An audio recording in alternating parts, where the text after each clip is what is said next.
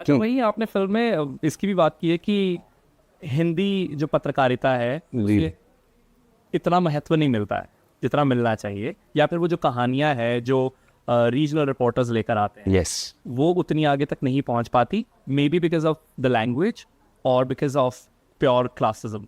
It is pure classism. And कहीं ना कहीं अनफॉर्चुनेटली ये आज भी सच है कि अंग्रेज़ी को लेके, और हमने पत्रकारिता के माध्यम से ये कहने की कोशिश की है, but it's a far larger conversation, it is not just about journalism. मैंने जो चीज़ 12th फेल में भी कही थी कि language is just a medium.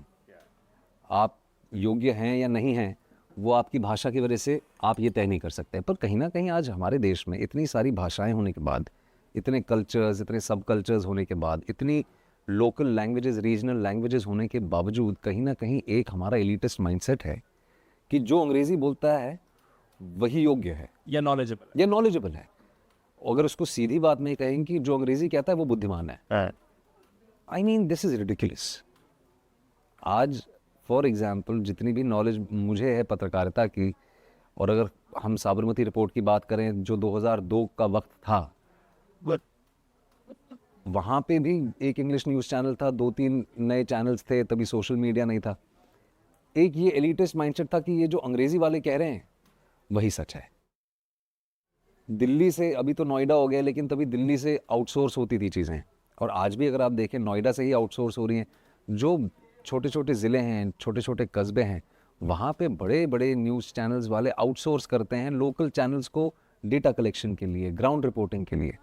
बहुत मेहनत करते हैं बहुत मेहनत करते हैं वो बहुत ही लेबोरियस जॉब है। And sadly for the money that they get it's commendable. आज भी अगर यूपीएससी की हम बात करें, कितने अधिकतर बच्चे जो हैं, मतलब I am talking about nearly more than 80% English medium वालों का ही सिलेक्शन होता है।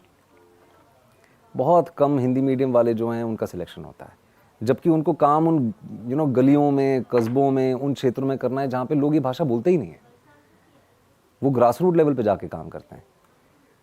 तो सेंट्रल गवर्नमेंट के आपके जो एग्जामिनेशन है वो आप ऐसी भाषा में कर रहे हैं जो आधे से ज़्यादा देश बोलता ही नहीं है। तो ये इन चीज़ों के बारे में चर्चा होनी चाहिए, क्योंकि cinema has always been, reflective of the times that we live in. Cinema and society go hand in hand. ये बहुत पुरानी कहावत है।